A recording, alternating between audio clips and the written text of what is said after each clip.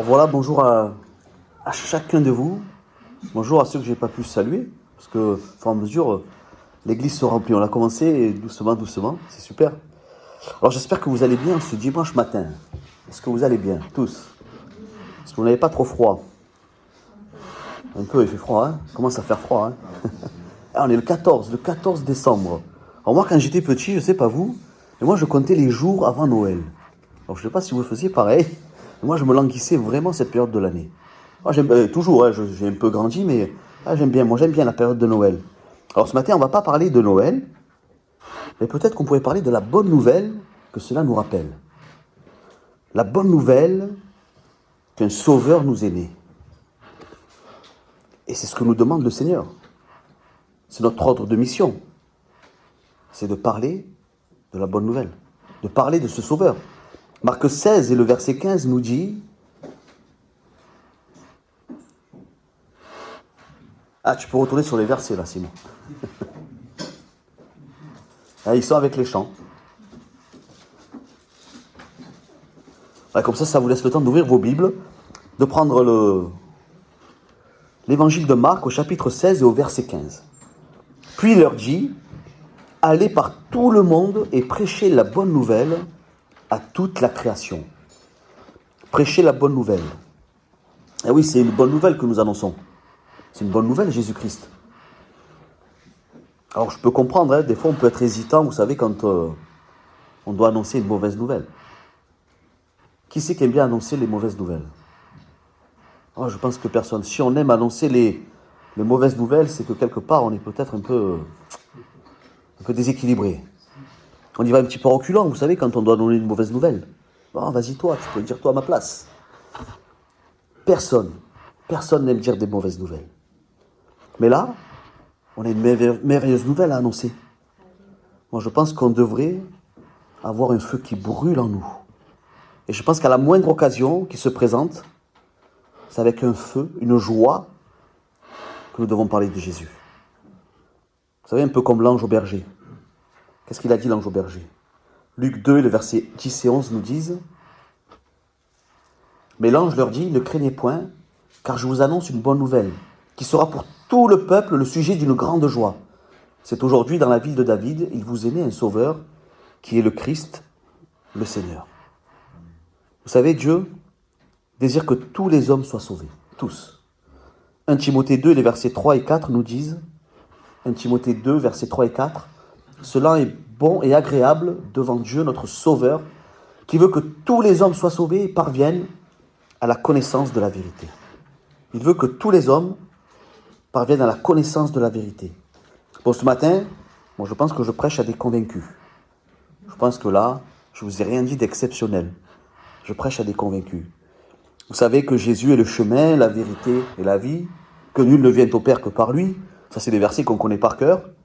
On sait que c'est le seul et unique moyen que nous avons d'accéder à Dieu, le Père, c'est par Dieu le Fils.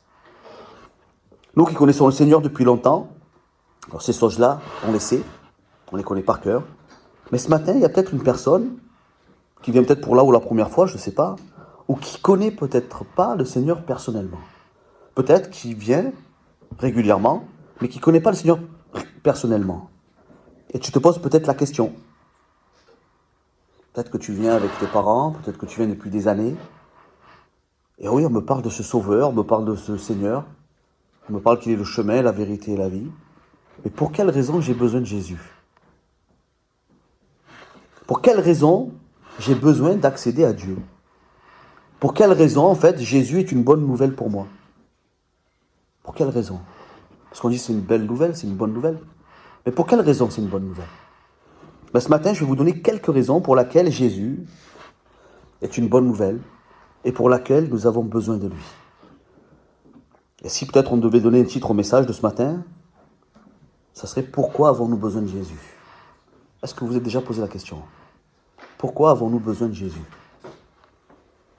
Alors Blaise Pascal, je ne sais pas si vous connaissez Blaise Pascal, il a écrit une phrase, il a écrit « Il y a dans le cœur de l'homme un vide en forme de Dieu. » Alors je ne finis pas la phrase volontairement, on verra la suite un petit peu plus bas. La Bible nous dit dans Ecclésiaste 3, le verset 11, Il fait toute chose bonne en son temps. Même, il a mis dans le cœur la pensée de l'éternité, bien que l'homme ne puisse pas saisir l'œuvre que Dieu fait du commencement jusqu'à la fin. Vous savez, chaque personne qui se dit croyant, non-croyant ou athée, agnostique ou autre, a forcément en lui une pensée de quelque chose qui le dépasse. Vous savez, quand j'étais enseignant, chaque année, j'étais avec des quatrièmes et des troisièmes, donc chaque année j'étais jury de l'oral du brevet. Et une année, j'étais avec une prof de SVT. Alors SVT, vous savez ce que ça veut dire? Science et vie de la Terre. Donc elle est très terre à terre, elle est très scientifique. Et dans la discussion, on discutait de tout et de rien entre deux élèves. Et dans la discussion, elle m'a dit, tu sais, je pense que nous avons tous une part d'inconnu en nous. À un moment donné, c'est évident, on se pose des questions. Et elle me lance cette phrase-là comme ça, pendant la discussion. Ah ben alors moi, j'ai saisi la perche là qui m'était tendue. Hein. Alors qu'est-ce que j'ai fait? Ben, je lui ai parlé de ma foi. Je lui ai parlé justement de ce verset-là. Et je lui ai demandé si elle avait une Bible et si elle voulait en savoir plus. Elle m'a dit, ah non, je n'ai pas de Bible. Je dis, ben, si tu veux, moi je peux t'en donner une. Elle me dit, ah ben c'est avec grand plaisir. Je dis, ben, écoute, dans la semaine, tu viendras dans mon atelier. Je dis, je ne peux pas te la donner devant tout le monde, là à l'école, c'est compliqué. Si tu viendras dans ma classe. Et pendant la récréation, je te donnerai une Bible. Et elle est venue, c'était le vendredi, le mardi, parce que je n'avais pas cours le lundi. Le mardi, elle était là, la première récréation, tac, tac. J'ai fini parce que tu as pensé à mon petit cadeau. J'ai dit, oui, il est là, t'inquiète pas. Vous savez, ce vide que nous ressentons, ou que nous avons ressenti peut-être avant de connaître Jésus, ben, l'homme, qu'est-ce qu'il va faire? Il va chercher par tous les moyens possibles et inimaginables de combler ce vide. Et avec quoi on peut combler ce vide? Peut-être avec le travail, une passion, les voitures. Alors, je ne sais pas si j'ai dit ici, j'ai eu quelques voitures, moi, durant ma petite... ça fait combien de temps que j'ai le permis? J'ai passé mon permis en 99. Donc, ça fait quelques années, hein. Et j'ai eu pas loin de... entre 30 et 35 voitures. Ah, j'ai une belle petite... Bon, je les ai plus toutes, hein. Mais j'ai une belle collection de voitures, hein. Il y en a peut-être qui vont combler avec des jeux vidéo. Je sais pas. Aristote, vous connaissez Aristote? Aristote, il a dit, la nature a horreur du vide. La nature, en soi, a horreur du vide. Et nous, c'est pareil. Moi, je pense que si un enfant grandit sans l'un de ses deux parents, à un moment donné, il va ressentir un manque. C'est obligé. Il aura besoin de combler ce vide qui a été donné par l'absence. Parfois, on va le remplir par quoi? Parfois, on peut le remplir par la colère. Parfois, on peut le remplir par de l'amertume.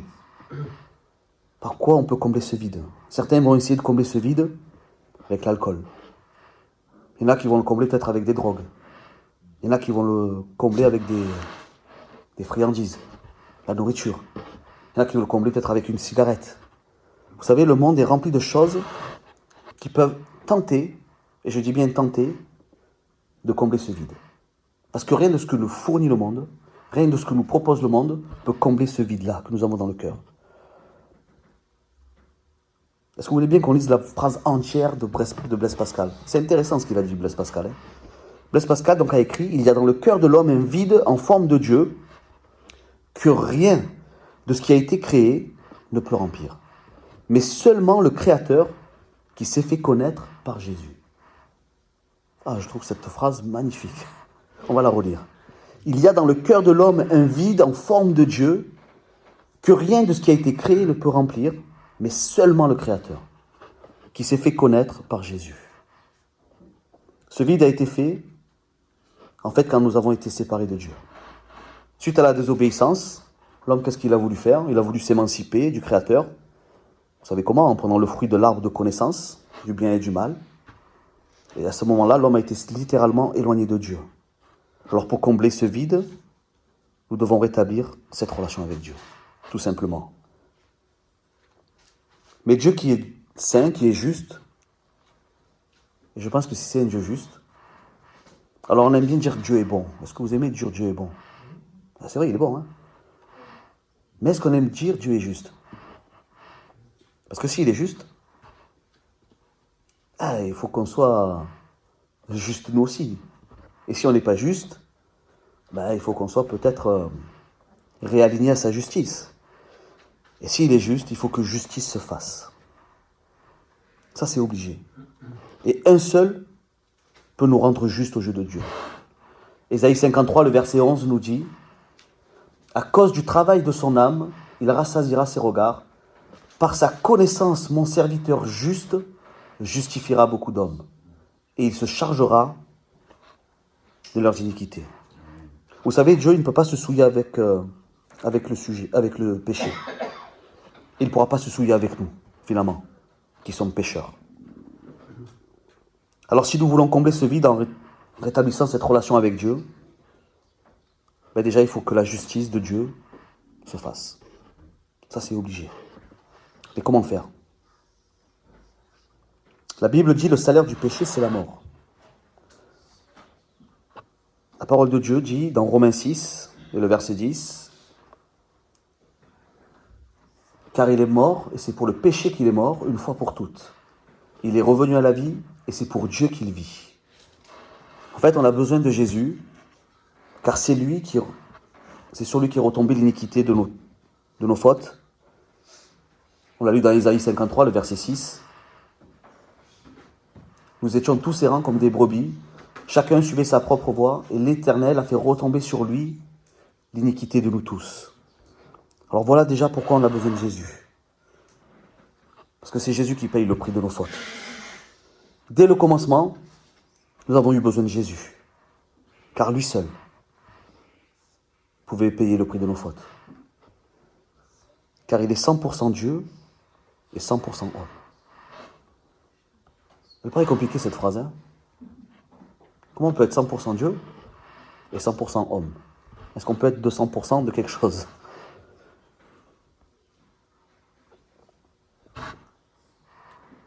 Est-ce qu'on a déjà réfléchi à cette phrase? Est-ce qu'on a déjà réalisé cette phrase? Jésus est 100% Dieu et Jésus est 100% homme. En fait, Jésus devait être 100% Dieu. Vous savez pourquoi? Pour pouvoir tenir la main de Dieu d'un côté. Et il devait être 100% homme pour de l'autre côté pouvoir tenir la main de l'homme. Et c'est lui qui fait le lien entre Dieu et l'homme. Il n'y a qu'un seul médiateur entre Dieu et les hommes, et c'est Jésus-Christ homme. Donc voilà la première raison pour laquelle on a besoin de Jésus. Et seul Jésus pouvait remplir cette condition. Seul Jésus pouvait rétablir cette connexion. Voyons ensemble une seconde raison, si vous voulez bien, pourquoi on a besoin de Jésus. Donc Corinthiens 5, le verset 18 et 19 nous disent « Et tout cela vient de Dieu, qui nous a réconciliés avec lui par Christ et qui nous a donné le ministère de la réconciliation. Car Dieu était en Christ, réconciliant le monde avec lui-même, en n'imputant point aux hommes leurs offenses, et il a mis en nous la parole de la réconciliation. » C'est quoi la définition de réconcilier? Elle est simple, très simple. Réconcilier, c'est quoi? C'est ramener des personnes à la bonne entente. C'est rétablir entre elles une relation. Un exemple est simple, je voudrais peut-être te réconcilier avec ton père. Alors peut-être que ce matin, une personne est fâchée avec Dieu. Pour X ou Y raison. Alors j'aimerais, toi qui es fâché avec le Seigneur, j'aimerais bien que tu puisses te réconcilier ce matin avec ton Père Céleste. Et pour cela, on l'a vu, tu as besoin de Jésus. Parce que son sacrifice à la croix, sa chair meurtrie, paye le prix de nos fautes. Par son sang coulé, il nous purifie de toute iniquité. Par sa résurrection, il nous réconcilie avec Dieu. Il nous donne accès à la vie éternelle, notre Père Céleste. Le voile qui nous séparait du lieu très saint a été déchiré. Ça, on le lit dans Matthieu 27, le verset 51. Matthieu 27, verset 51. Et voici le voile du temple se déchira en deux.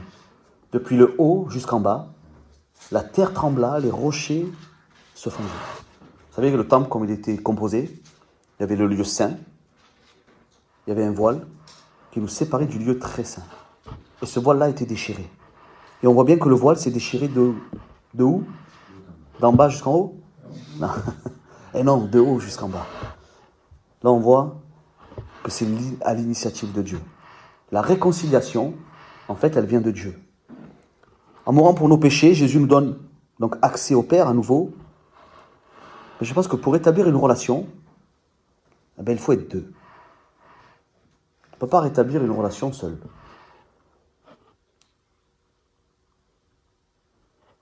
Dieu désire rétablir cette relation. Ça, c'est évident. Ça, c'est sûr. Alors, pour se séparer, je pense qu'un seul suffit.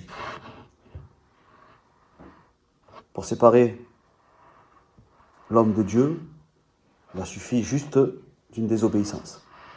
Vous savez, il y avait une expression qui dit « on s'est séparé d'un commun accord ». Vous connaissez cette expression? Mais en général, si on discute avec les deux parties, ben, il y en a un des deux qui était plus d'accord que l'autre. Ça, c'est sûr. Par contre, pour établir une relation, il faut être deux. Et là, il faut que les deux soient d'accord. Parce que s'il y en a un des deux qui ne veut pas, c'est impossible. Jésus dit quoi? Je frappe à la porte. Si quelqu'un entend ma voix et ouvre. En fait, ça signifie qu'on peut laisser la porte fermée. Parce qu'il dit si.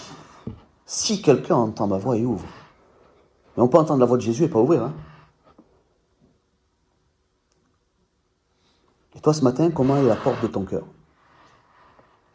Comment est la porte de ton cœur ce matin? Elle est ouverte, pleinement. Seigneur, rentre. J'ai envie de dîner avec toi. Peut-être qu'elle est entrouverte. Peut-être que tu hésites. Peut-être qu'elle est juste fermée. Il suffit peut-être d'un petit peu pousser pour qu'elle s'ouvre. Ou alors elle peut être fermée peut-être à double tour, à triple tour, bien fermée. Le Seigneur, il peut taper tant qu'il veut, même s'il force, ça n'y aura pas. Mais je pense que si tu es ici ce matin, c'est que tu as déjà entendu sa voix. Parce que c'est lui qui t'a conduit ici. Parce qu'on voit que ça vient de l'initiative de Dieu, et pas de la nôtre. Donc si tu es là ce matin, il te suffit juste d'ouvrir. Et peut-être que ce matin, même c'est sûr, hein, il y a un frère, une sœur qui a ouvert la porte depuis longtemps, depuis très longtemps. Si on est là aussi, c'est parce qu'on connaît le Seigneur, et quand il a frappé à la porte de notre cœur, et il a ouvert la porte. Si je suis là ce matin, moi c'est parce que j'ai ouvert la porte un jour. Hein. Sinon, je ne serais pas là devant vous. Mais on peut se poser la question. Tu en es où de ta relation avec Dieu? Ce repas avec le Seigneur. Est-ce que tu es en pleine discussion? Est-ce que tu es en pleine discussion avec lui, plein de projets, plein d'envie? Est-ce que tu es autant passionné de Jésus qu'au début? Ou alors tu es comme beaucoup de couples. Est-ce que vous observez les couples ou les groupes d'amis au restaurant? Alors il y en a, ils parlent, c'est vrai, il y en a beaucoup qui parlent et tout ça, mais il y en a beaucoup, ils ont le nez plongé sur leur téléphone, tout le long du repas.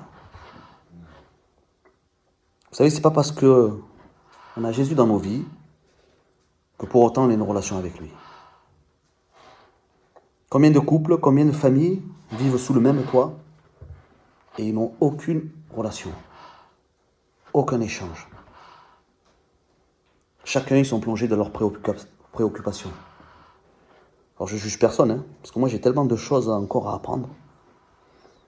Alors je sais pas si vous connaissez l'émission « Il n'y a que la vérité qui compte ». Qui connaît l'émission? Vous regardez la télé quand même, tous. Ah, quand même.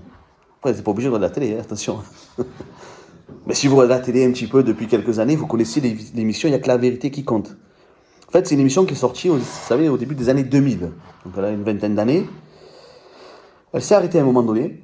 À un moment donné, c'est coupé, il n'y a plus cette émission. Et là, elle est revenue. Depuis peut-être un an ou deux. Depuis un an ou deux, elle revient. Elle revient. Et alors, je vais expliquer le principe pour ceux qui ne connaissent pas.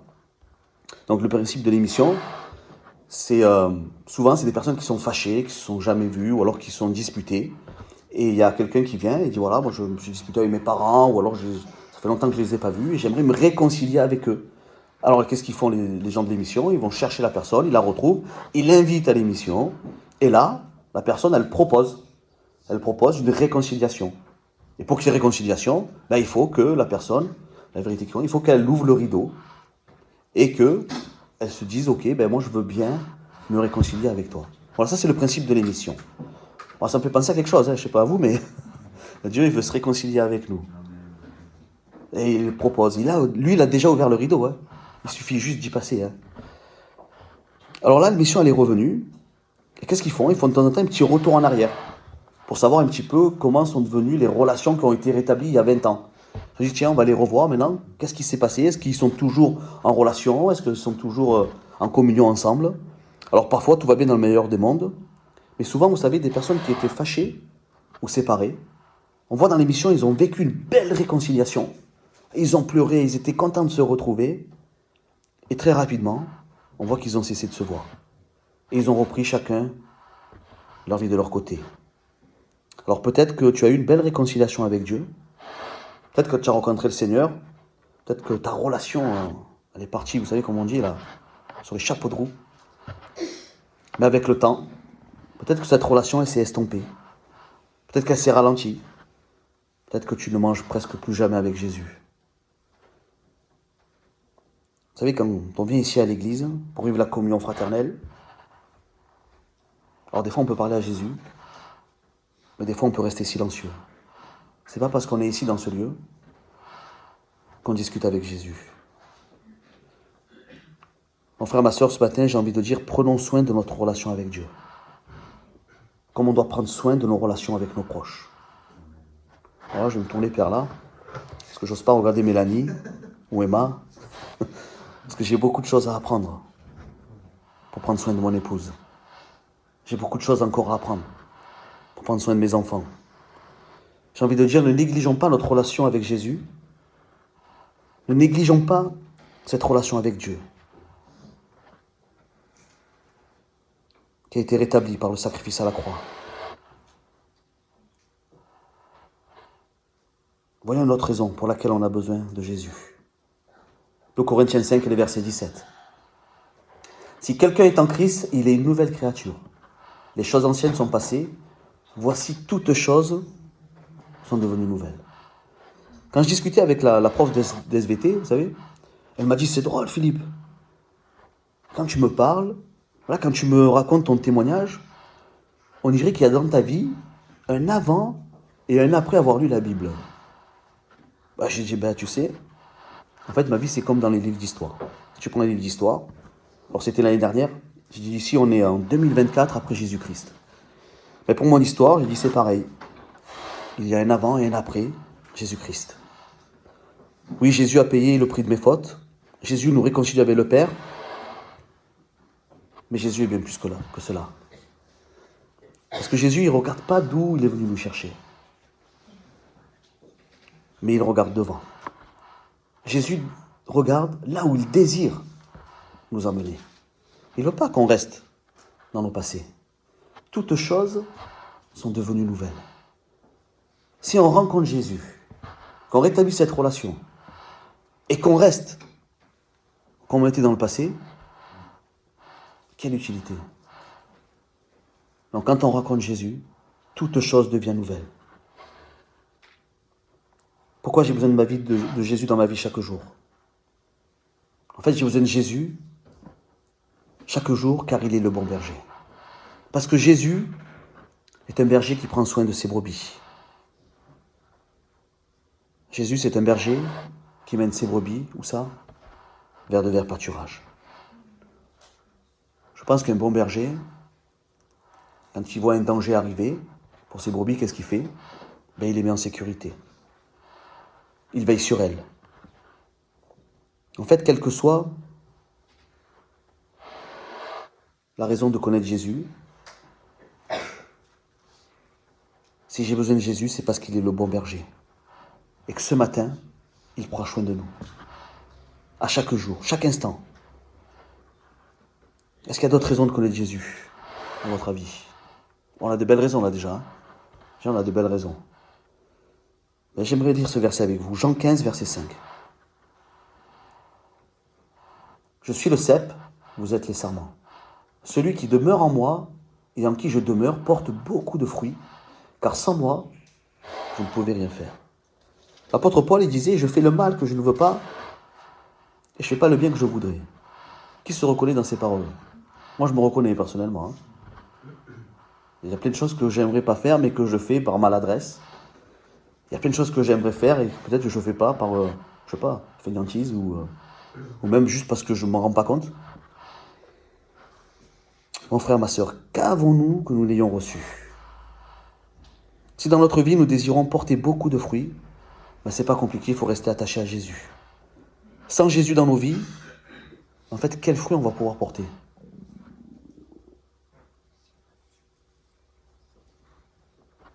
Quel fruit on peut porter sans Jésus? C'est facile, hein, la réponse est facile. Hein. Ben moi, ce que je fais, c'est que je fais juste un petit retour en arrière. J'essaie de me rappeler avant de connaître Jésus. Quel fruit je portais avant de connaître Jésus? Alors là, c'est simple. Hein. Alors les fruits que je portais, c'était quoi? C'était les mensonges. J'étais un menteur professionnel. Quel fruit je portais encore? Ah, c'était mes colères. J'étais très colérique. J'ai cassé des pare-brises de voiture. Par coup de colère. J'ai cassé des portes. Ah, demandez à Mélanie. Ah, les fruits, ils étaient... Ah, ils étaient là, les fruits, hein, mais c'était pas des bons fruits. Hein. Qu'est-ce que je portais comme fruit? Ah ouais, la grossièreté. Alors ça, ça débitait, ça débitait. Hein. Quel fruit je portais? Ah, l'orgueil. Est-ce que vous connaissez l'expression le cacou marseillais? Ah, j'étais le vrai cacou. Ah non, mais ça... Ah, c'était des fruits, hein. Vous savez, la religion, qu'est-ce qu'elle fait? Elle embellit l'extérieur. La religion, elle va nous donner des beaux vêtements blancs. Mais Jésus, lui, qu'est-ce qu'il va faire? Il va changer l'intérieur. Et c'est ce qu'il a fait, Jésus. Alors pourquoi on a besoin de Jésus? En fait, on est tous pécheurs, on est séparés de Dieu. Cela a créé un vide que nous essayons de combler, tant bien que mal, par toutes les choses que le monde nous offre. Mais ce vide, seul Dieu peut le combler. Et c'est ce qu'il fait à travers Jésus. Alors pourquoi encore on a besoin de Jésus?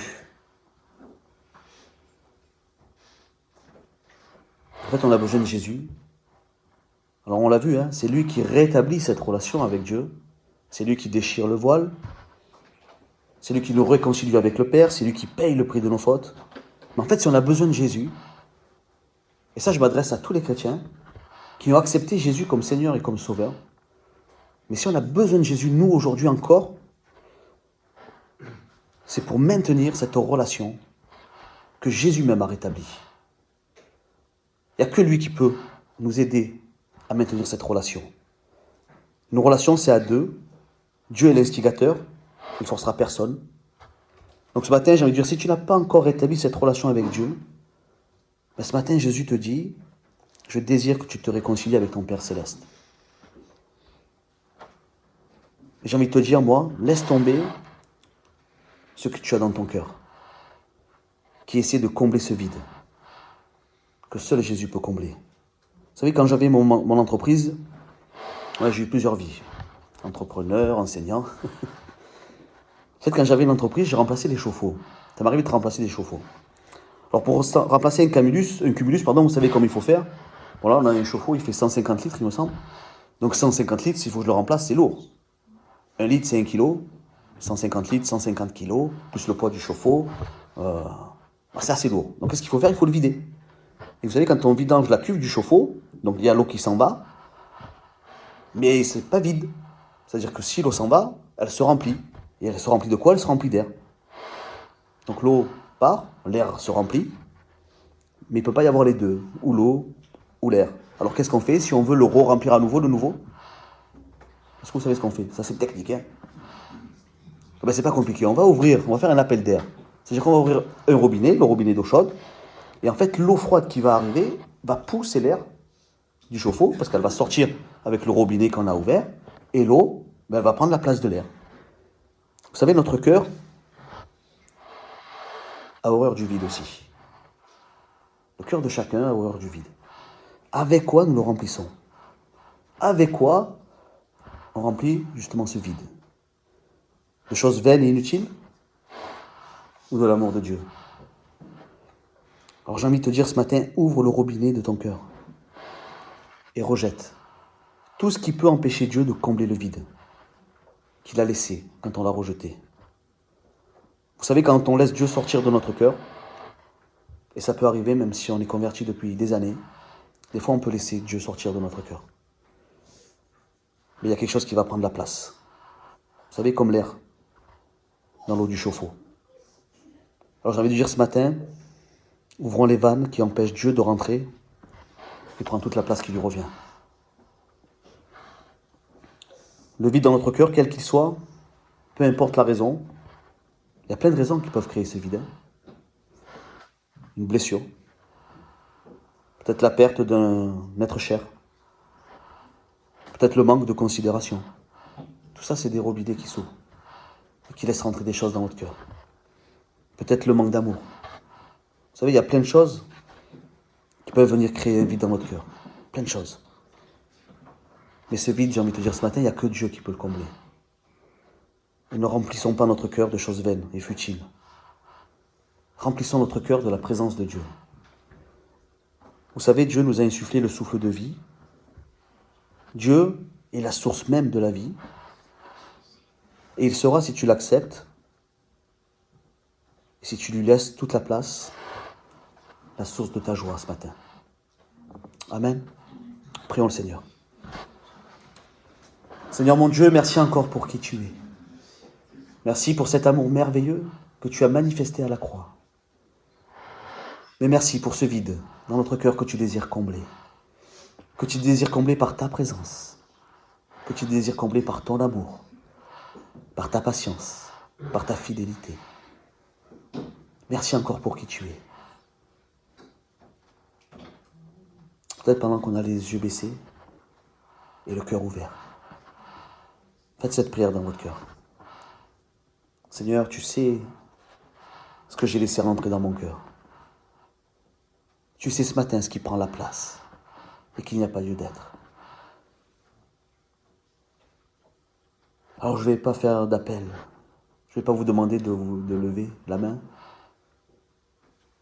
Mais chacun, vous connaissez ce que vous avez mis dans votre cœur. Ce que vous avez laissé rentrer. Qui prend la place de Dieu. Alors faites cette prière dans votre cœur. Puisque c'est toi, Seigneur, qui mets en nous le vouloir et le faire, donne-moi, Seigneur, à évacuer tout ce qui ne vient pas de toi. Donne-moi, Seigneur, à rejeter tout ce qui n'est pas à ta gloire. Donne-moi, Seigneur, à enlever tout ce qui prend de la place, tout ce qui prend ta place dans mon cœur. Et viens le combler, viens le remplir. Parce que toi seul es la source de ma joie.